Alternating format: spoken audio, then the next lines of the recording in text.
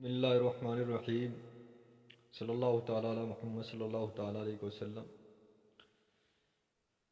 جیسے کہ پیچھے میں نے جواب دیا کہ تجدید ایمان و توبہ کا کیا طریقہ ہے، تو اب سوال یہ کیا گیا ہے، پوچھا یہ گیا ہے کہ تجدید ایمان و توبہ کے بعد تجدید نکاح کا کیا طریقہ ہے۔ تو میں بتا دوں، اور علماء کرام نے اس کے بارے میں بتایا ہے کہ جب کسی بندے سے کوئی کفریہ کلمات نکل جائے اور صریح کفر وہ کر بیٹھے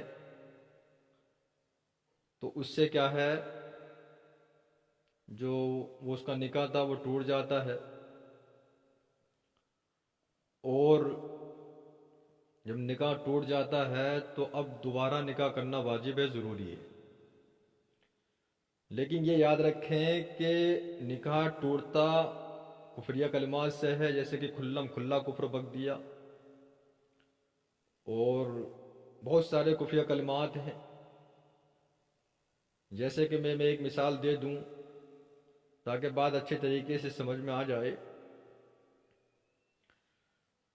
کوئی مثال کے طور پر کوئی کہے کہ اللہ تبارک و تعالیٰ صبر کرنے والوں کے ساتھ ہے، میں کہتا ہوں یہ سب بیکار کی باتیں ہیں، بکواس ہے۔ جن لوگوں کو میں پیار کرتا ہوں، محبت کرتا ہوں، وہ پریشان رہتے ہیں، اور جو میرے دشمن ہیں اور وہ بہت خوشحال رہتے ہیں، اللہ ان کو خوشحال رکھتا ہے۔ وہ کافروں اور مالداروں کے لیے بہت ساری راحتیں ہیں، غریبوں کے لیے، پریشانیوں والوں کے لیے ان کو آفتیں آتی رہتی ہیں۔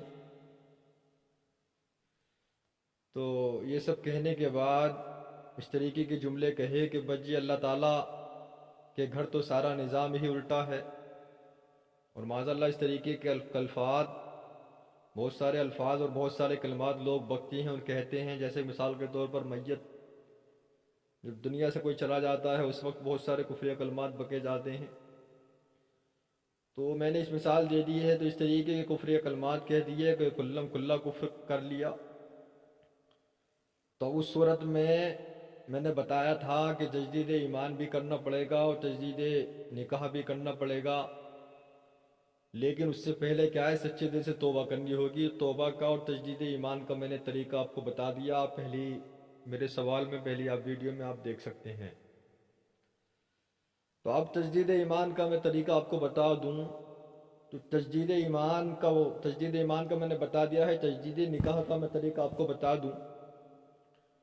تو تجدید نکاح کا طریقہ یہ ہوتا ہے، اور ایک بات اور یاد رکھیں کہ تجدید نکاح جو ہوتے ہیں وہ دو طرح کے ہوتے ہیں۔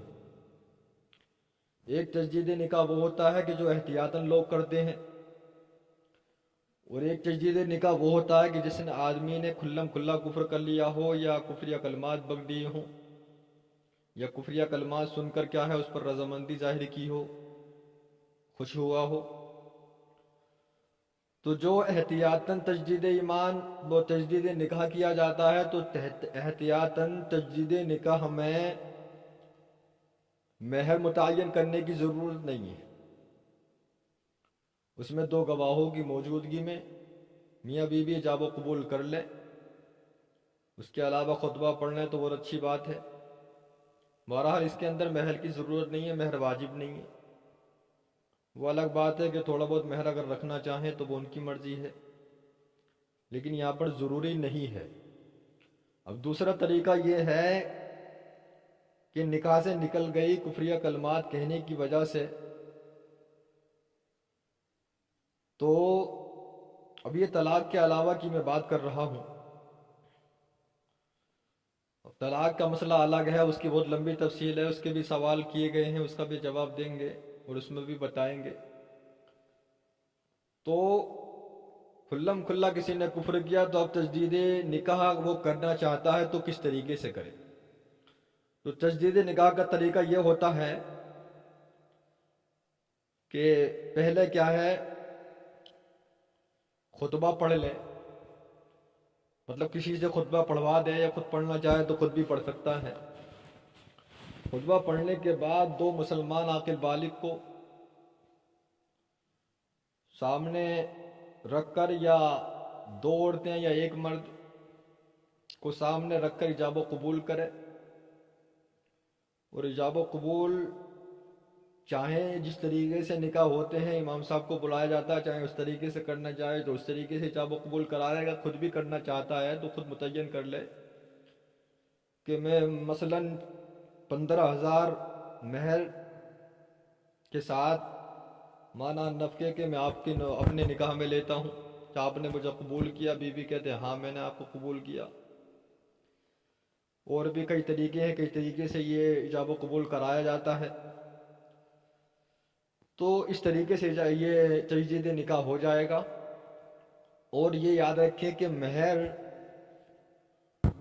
ये ज़रूरी नहीं है कि जो पहले बांधा था वही बांधा जाए। हाँ, अलबत्ता ये याद रखें कि महर कम से कम 10 दिरहम से क्या है, कम ना हो, क्योंकि महर की जो कम से कम मिक़दार है, जो सबसे कम मिक़दार रखी गई है शरीयत में है, वो क्या है, 10 दिरहम है। 10 दिरहम से कम रखना क्या है, बिल्कुल दुरुस्त नहीं। इसके बारे में हुज़ूर सदरुल शरिया बतौर तरीक़ा भी फरमाते हैं बहार शरीयत में। जो बहार शरीयत है महर का बयान, उसमें आप इसको मुताला करना चाहें या कोई देखना चाहे तो देख सकते हैं। तो उन्होंने भी इसमें लिखा है कि 10 दिरहम कम से कम महर की मिक़दार है। तो इससे कम मिक़दार में महर ना रखें। तो मुख्तसर लफ्ज़ों में मैं आपको बता दूं, जो मैंने वजाहत की है कि पहले से किसी से सरी कुफ्र हो जाए, कुल्ला कुफ्र बक दे या कुफ्र या कलमात कह दे, तो सच्चे दिल से तौबा करे और अहद करे कि इस तरीके की कलमात कभी मैं ना कहूँगा। और कलमा तय्यबा पढ़ने के बाद उसके बाद निकाह करें, और निकाह का जो तरीका मैंने बताया इस तरीके से निकाह करें। तजदीद निकाह इस तरीके से किया जाता है।